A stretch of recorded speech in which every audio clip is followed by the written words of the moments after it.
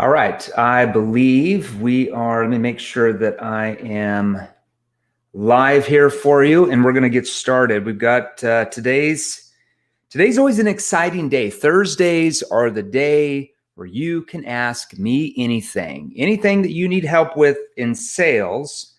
Don't ask me, what I like to eat for dinner, or, well, I guess you could, but that's not really going to help you that much. So you want to ask me questions that are going to help you sell more. All right. So welcome to this call. So this is Thursdays. Thursdays, you're able to ask me any question that you have about sales, about selling. Okay. And I'm going to go over the rules of that in just 1 second. All right.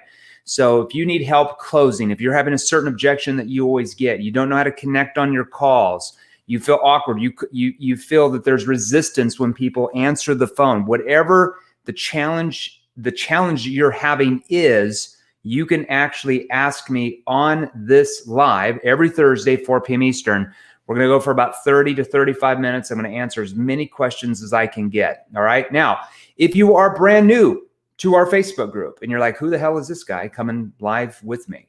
I am the founder and chairman of Seventh Level. Okay. We are a training organization, a sales training company that trains sales professionals like you watching us right now. We train sales professionals, we train coaches, we train sales managers, executives, leaders, business owners, entrepreneurs, and we help you transform the way you and your team sell by learning how to use human behavior in your sales process to your advantage. And those are called what we call specific skilled questions, stands for NEPQ. That stands for Neuro Emotional Persuasion Questioning, NEPQ. Now, how to use those questions? What's the right delivery? When do you ask them? How do you ask them? Okay. And we have to teach you with the right tonality that puts your prospects at ease, like takes the resistance, the pressure out of the conversation, whether it's a call, whether it's a meeting, whether it's on Zoom, whether it's door to door, doesn't matter. And actually get your prospects to want to engage with you, to become curious enough to want to open up to you and tell you what their problems are.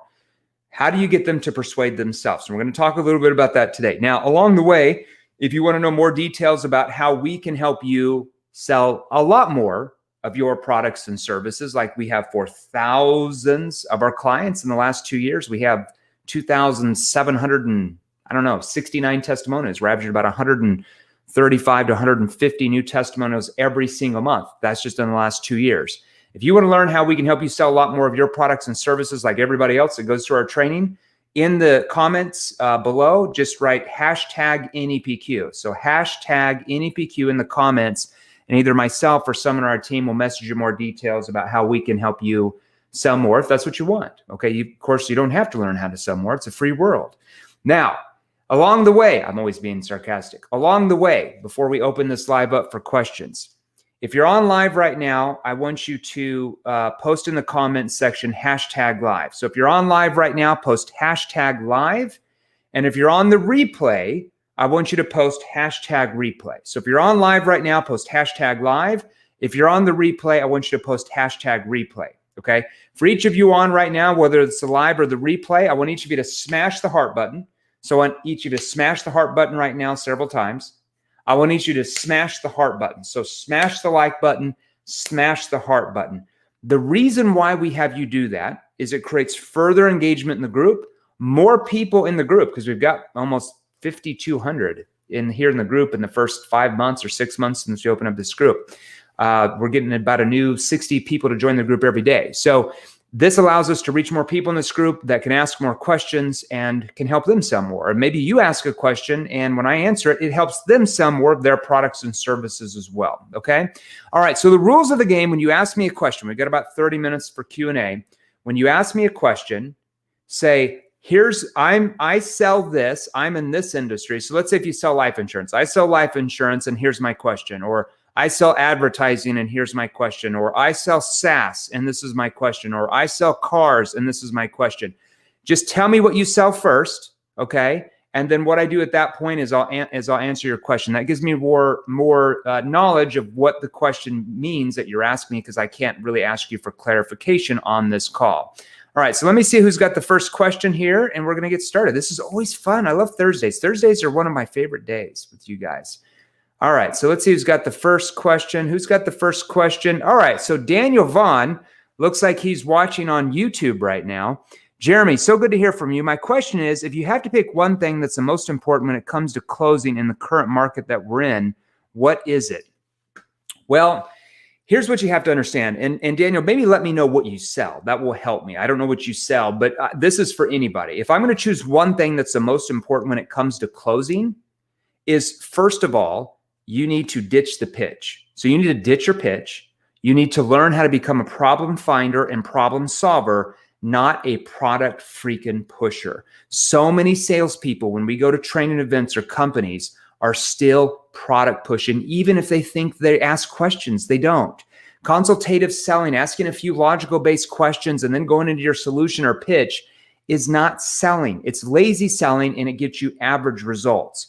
So my number one thing, Daniel, that hopefully we can teach you to do is hopefully you can get into our sales training courses, our NPQ 2.0, 3.0 Inner Circle, because we train you all of that. 17 plus hours plus all the group coaching and advanced role playing. You learn all those skills rather than guessing it and winging it and hoping and pray you can make some money at selling. Why not have the right skills? And you know you're going to make money at selling right now.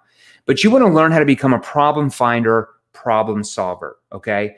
Closing is not a thing. People do not make a decision to buy your product or service at the end if you say some hocus pocus traditional closing techniques like, do you want the red one or the blue one, Mr. Jones? Or would you like it delivered on Wednesday at 1 or Thursday at 2? That stuff doesn't work, especially if you're selling to more of a B2B complex selling environment or even a B2C environment. If you're selling $5 magazine subscriptions door to door, do whatever you want, go through the winging it. But if you sell real products and services that cost money, you have to learn how to think like a buyer and stop acting like a seller. Think like a buyer, stop acting like a seller. My good friend Jerry Acuff would say that to me. Great mentor of mine, okay? So you really have to learn that closing is not a thing. When you take people through the discovery process in what we call the engagement stage, and you learn how to ask connecting questions that take the focus off you and puts it on them. You learn situation questions that focus on what their present situation is. Here's their situation, what we call their current situation. Some people call it the current state, finding out the facts. Then we have to ask problem awareness questions that help them find out what their real problems are. Realize this, Daniel, most of your prospects don't even realize they have a problem when you first talk to them. Or maybe they know they have a somewhat of a problem, but they don't really know how bad it is. Or maybe they know they have a problem, but they don't know the consequences if they don't do anything about solving it. Or maybe through your questioning ability that we would train you in our courses, you're able to help them find 2 or 3 or 4 or 5 other problems that they didn't realize they had, which causes them to view you as the trusted authority or expert, because no salesperson has ever been able to do that with them.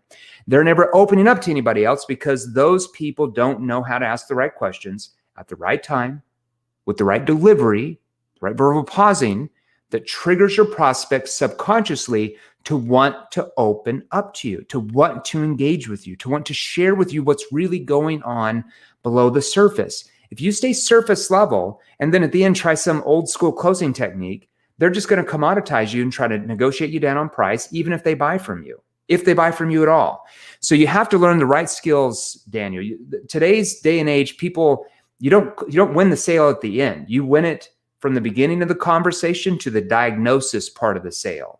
Closing with us is 5%. It's just asking a few commitment questions at the end. Like, John, do you feel like this could be the answer for you? Oh, yeah, I do. Well, hold on. Why do you feel like it is, though? Okay.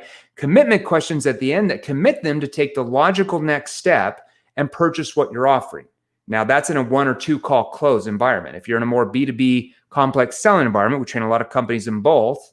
It's making smaller commitments that lead to the ultimate commitment of purchasing your product or service. Okay. Hopefully that helped you, Daniel. All right. Let's go through the next question here. Let's see here. Let me find the next question. Freddie Jackson looks like he's watching us on YouTube right now. How do you handle people who say they're not interested and won't answer questions? Well, Freddie, I don't know what you sell. Freddie, let me know what you actually, hold on. Before I get to Freddie, I've missed some questions. So let me scroll up here. I apologize. All right. All right. Let's go to the next person. Daniel Vaughn, we sell consulting service. Okay, we train a lot of companies in your space too. Facebook, I got a question from a Facebook user. I don't know who that is. Let me see who it is here. Belant, if someone wants a guarantee but the program doesn't offer it, what do you ask or say?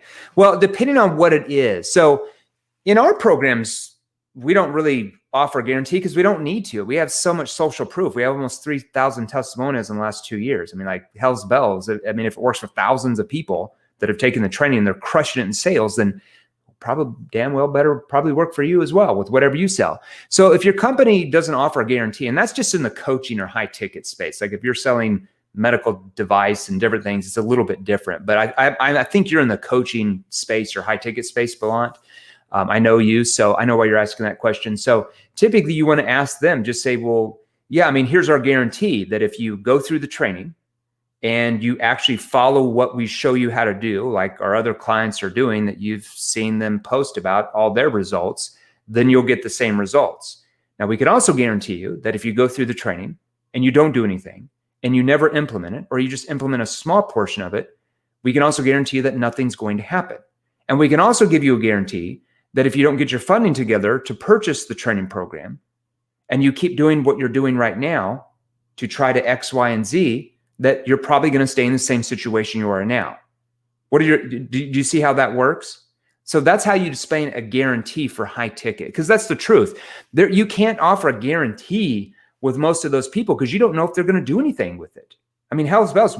Who's to say they're not going to log into what you sell, Belant, your coaching program, and download all your videos and just steal it and then ask for their money back 2 weeks later? That has definitely happened. We've had to sue people for that happen. We found out people did that.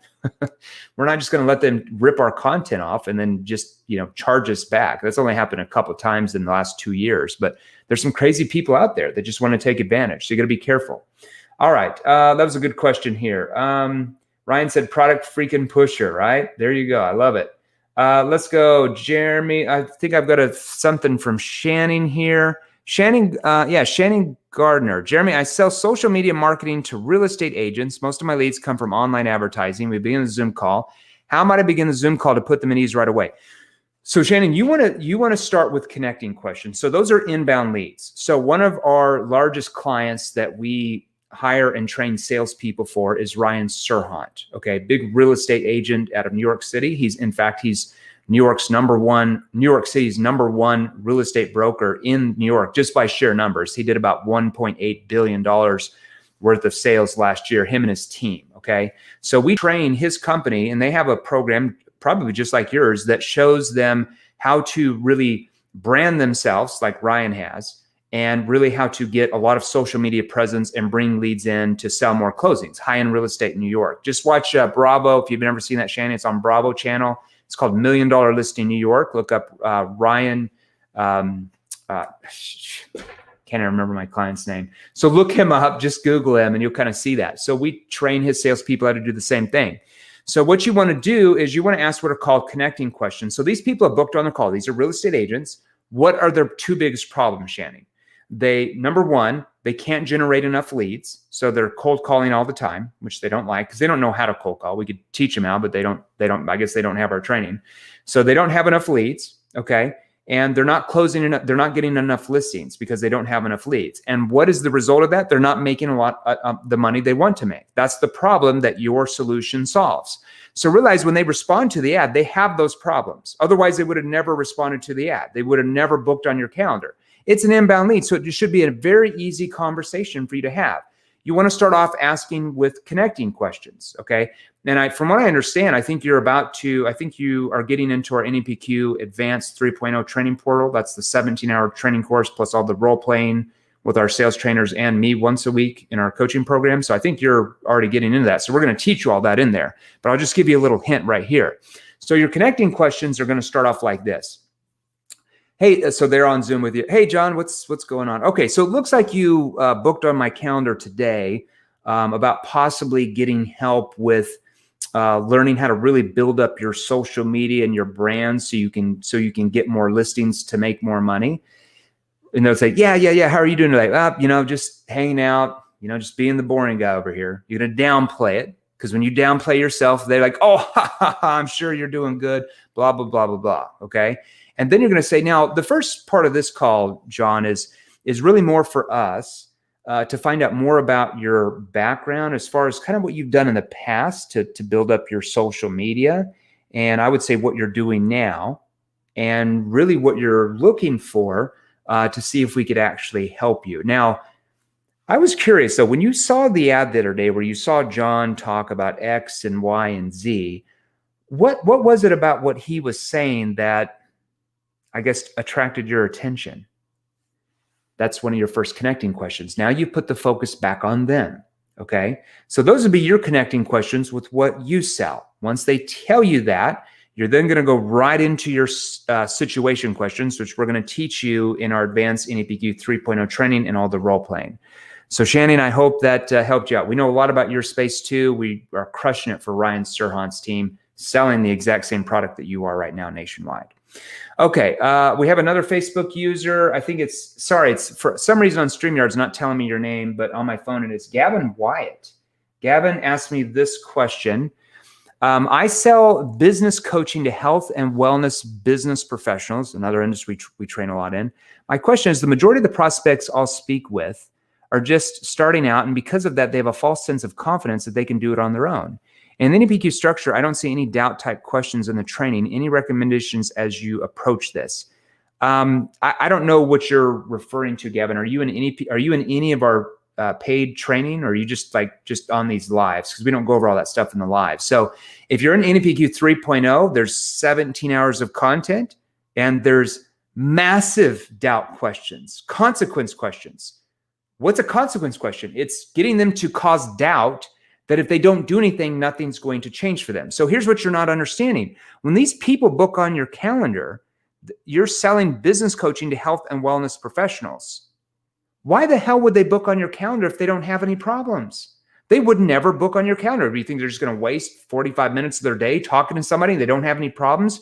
Of course they have problems. So if you're in our NEPQ training courses, you need to go to the consequence stage questions. There's a whole hour module just on consequence questions. And if you log into the virtual training platform underneath File Vault, underneath bonus material, there's a whole booklet on consequence questions. NEPQ Black Book of Questions. Part of that is just consequence questions. But here's the thing you have to understand.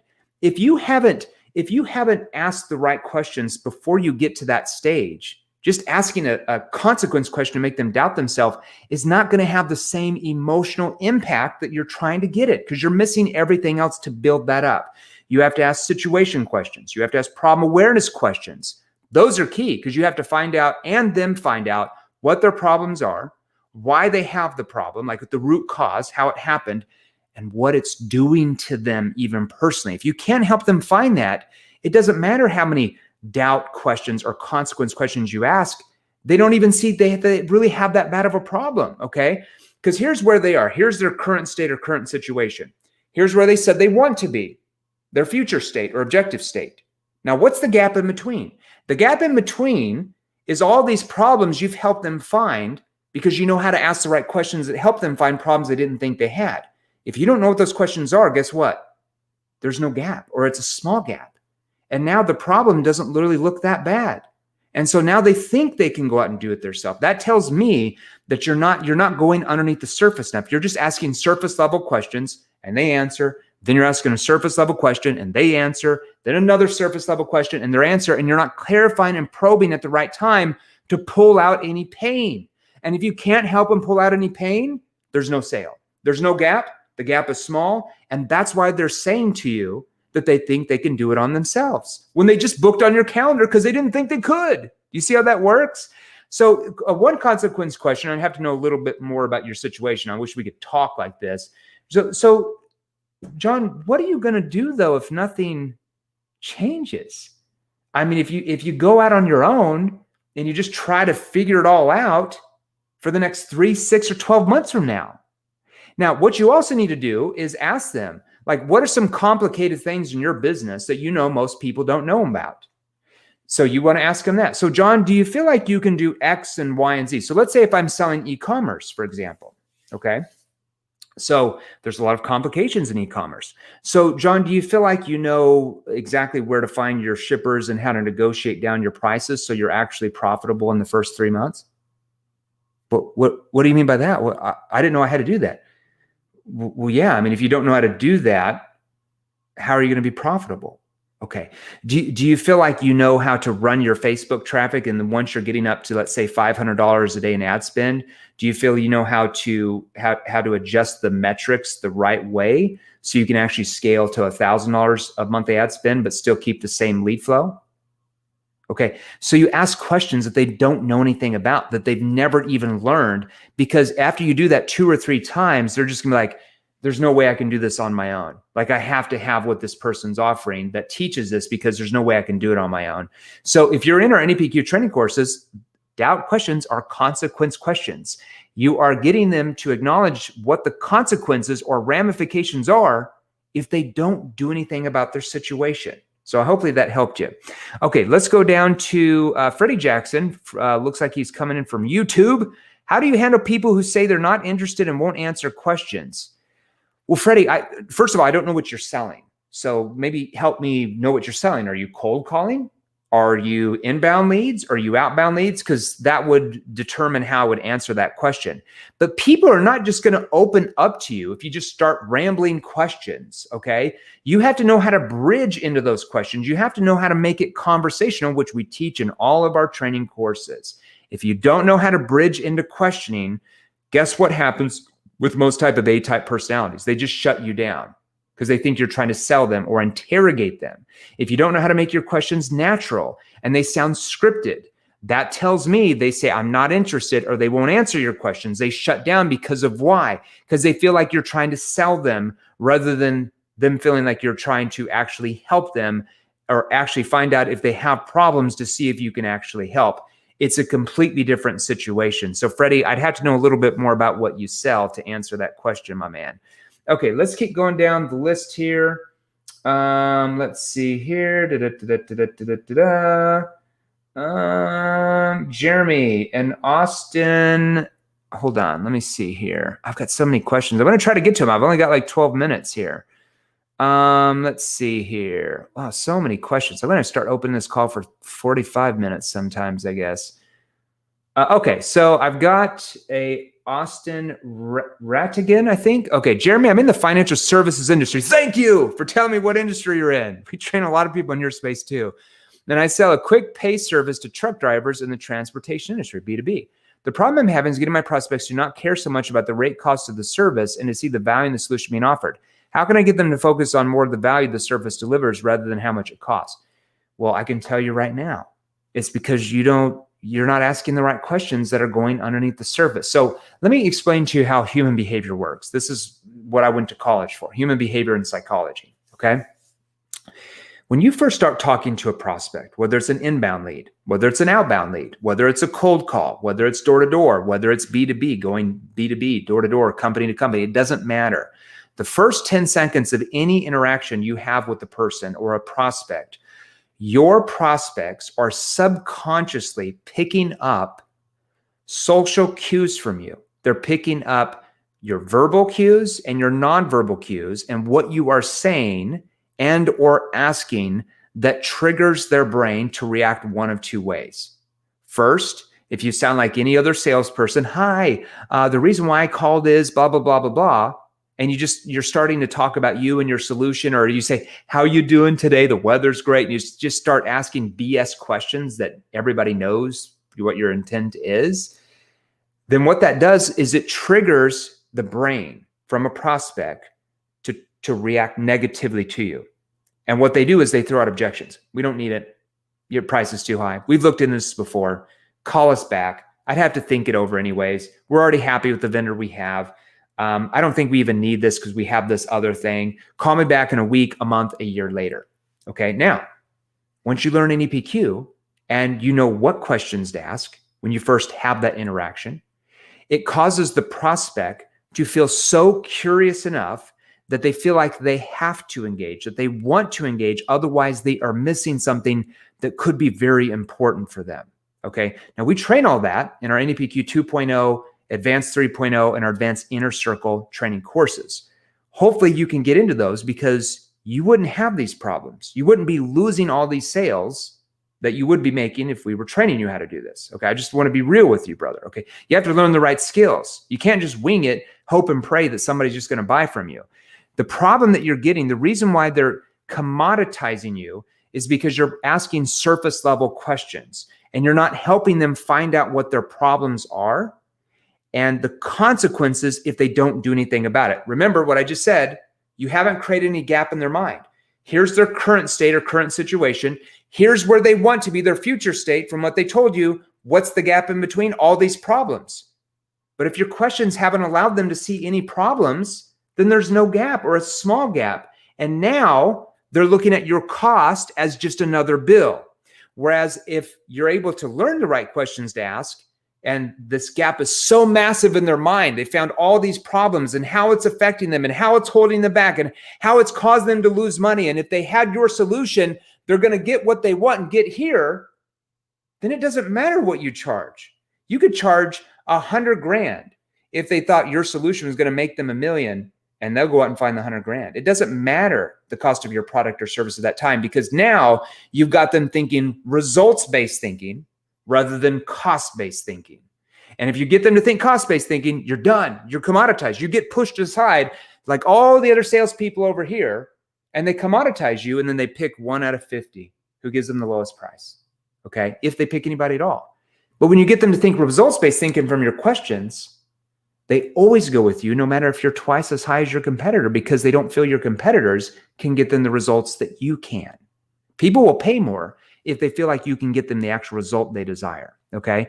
So it's not focusing on the value of the service. If you're just talking about the value of your solution so early in the conversation, nobody's going to buy it because you haven't helped them see how bad their problems really are. You can't tell them how bad their problems are. You have to ask the right questions that allow them to see and tell themselves how bad their problems are. And then they internalize their problems, and that creates massive urgency for them to want to do something about solving it. Human beings want to run away from pain. That tells me you're not able to help them see any pain. So they feel like everything's okay. It's not that bad. Okay. Get into NPQ. We can solve all that for you, my man. Damn, you're losing so much money, dude. Great. You might as well just throw out $100 bills out in the street. You're losing that much money. All right. Let's see. Another guy. I wish I could give you more than that. I just don't have as much time. Somebody said, what are some of the questions to be asked to find if customer bluffs? Well, once again, somebody's asking me that from YouTube. Customers only lie to you because they don't trust you. It's something you are saying or not asking in the conversation that's triggering them to bluff you. That's triggering them to lie to you. Now, let me give you an example. Let's say if the prospect says at the end of your presentation or at the end of the sales conversation, this sounds good, Chris, but I need to think it over. Okay, yeah, that's not a problem. What I can do, what's your time frame on getting back? First of all, you're going to have empathy. Yeah, that's not a problem. You just agree. Yeah, that's not a problem. And then you're going to remove any sales pressure. Because most salespeople are like, well, what do you want to think it over? I thought this was going to be work for you. What do you want to think it over? And you're done. You're done. You might as well just leave. You're never going to get that sale. Hardly ever. You just wasted your time. Stop doing that. You're losing so much sales, so much money for you and your company. It's just annoying to me. You got to learn these skills, my man. All right. So what you do is say, yeah, that's not a problem. What's your time frame on getting back to me in the next day or two just to see if I'd be available for you? Now you position yourself to see if I'd be available for you. Now it looks like you're an expert, but you're letting them off the hook, or so they think. And then what will happen is like, oh, I could call you back in the next day or two. No, because they're not going to call you back. You have to schedule a time. So then you say, well, that would be random. I'm pretty booked most of the days. What I can do if it helps you, John, if you have your calendar handy, I can pull up mine and have you book a specific time with me. That way you don't have to chase me down and vice versa. Would that help you? Then they're going to book a time with you. And right before you get up to leave, if you're meeting in person or if you're on Zoom or if you're on a call. Now, hey, I was just curious, before we talk tomorrow, what was it that you wanted to go over in your mind so I know what questions you might have when we talk tomorrow? Did you see what I just said? Did I say, what was it you wanted to think over because they're just not going to, they're not going to open up. But if I say, yeah, so just before I go, before we meet tomorrow, what was it that you wanted to go over in your mind, just so I know what questions you might have for me tomorrow? Well, Jeremy, we really like this, but we have this concern. And then they tell you their real concern. And then you're able to stay there, help them resolve it, and actually close the sale there most of the time. Or let's say that if you're asking some commitment questions at the end and they're hesitant, you just stop the conversation and say, Amy, I apologize. You seem a bit hesitant when I asked you that question. What's behind that? You seem a bit hesitant when I asked you that question. What's behind that? And you know what they're going to do? Well, and they're going to let out the steam. The pressure's gone out. Well, we just have this concern. And then you find out what the real concern is. Prospects only bluff and lie to you because you don't know how to ask the right questions that allow them to feel they can trust you and actually open up to you and share you what really is going on under the surface. It means you haven't learned how to go below the surface. Get into our training. We solve all that for you if that's what you want. You don't have to struggle anymore, okay? All right, I've got time for one more question.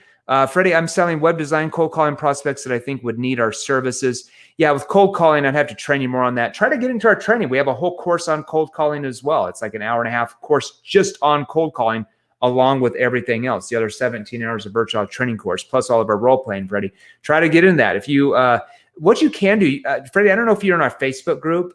If I could have somebody on my team drop that in here, maybe Chris or anybody else that's on my team here, we'll drop a link to the Facebook group here. Some of you on here right now are YouTube or on my private Facebook group, or some of you are just streaming in from like my personal Facebook. So we'll have somebody on my team. Chris, if you can do that, just drop a Facebook link in here. Sales Revolutions, our private Facebook group. I go live in there 3 to 4 times a week. Plus we give a lot of training out in there that we don't even have you pay for. They're just little clips, but they're going to help you. So Chris, if you drop a Sales Revolution Facebook group in there, you guys can join that as well, Freddie, if that helps you, okay? Let's see here.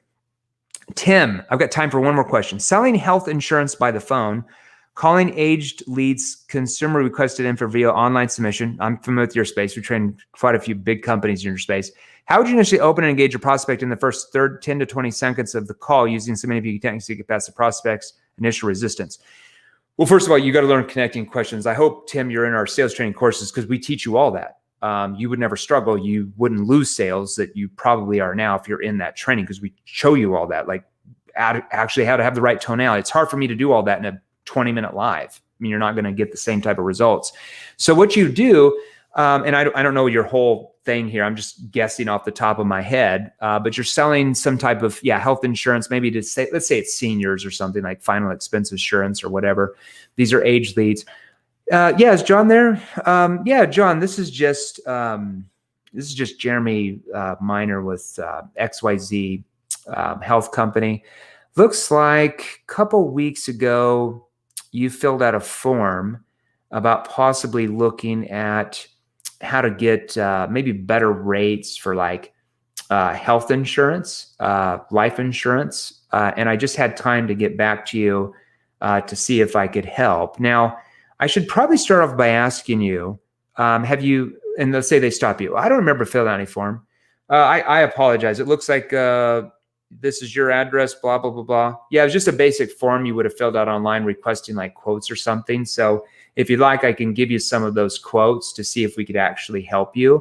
I was curious though, like what if I could ask, and I apologize, I don't want to offend you, what type of policies do you have in place now just to see if we could even help you in the first place? That would be your first situation question, okay? And we teach all of those in the sales training course. Tim, I wish I could give you more. I'm just running out of time. Get into our training. You can learn all that and you can crush it. I have agents in your space that make $50,000 in commissions every month selling what you're selling right now that are certified in our training programs. When they came here, they're making $5,000 a month. Freddie, sometimes I have people who, for example, say they don't want more customers and improve their brand. I'm not sure how to respond to that. They're just doing that because you're triggering sales resistance by what you're saying when you're calling them. If you're like, hi, is John there? Hey, John, this is Freddie Jackson with XYZ Services. And the reason why I called you today is, click, We don't need it. You sound like every other salesperson when you say those things. Hi, is John there? Hey, John, it's just Freddie Jackson with XYZ Company. What we do is, or the reason why I called is, doesn't work. You're going to have to call hundreds of people like that to get one interested person because it's a knee-jerk reaction. It's a knee-jerk reaction. It's like if you walk into the store looking to buy a pair of jeans and the salesperson says, how can I help you? Just looking. It's a knee-jerk question that requires a knee-jerk reaction from the prospect. You're doing the same thing when you're cold calling. You have to learn what's called a problem statement that focuses on one or two problems that anybody that answers the phone that you call would know about and can identify with, okay? You have to get the right training. So hopefully you can get into our courses. So we'll drop a link in here. Chris, if you could message Freddie here and maybe give him the Sales Revolution Facebook group so he can join. Looks like he's streaming in from YouTube, our YouTube channel. I hope that helps you, my man. All right, guys, I got to go. I have another meeting with our PR director out of New York, the famous man, Richard Lorenzo. I hope that helped you. Tune in on next week. We're going to go live 3 times next week, Tuesday, Wednesday, Thursday, like we always do. And look for any trainings that we have offered in here. And if you want to see if we can help you sell a lot more of your products and services like we have for thousands of people at this point in the last 2 years, with all the social media proof, just in the comment section, post #NEPQ in comments, and either me or some of my team can shoot you more details on our training programs to see if we can help you. Hope that helped. Enjoy your weekend. I'll talk to everybody soon.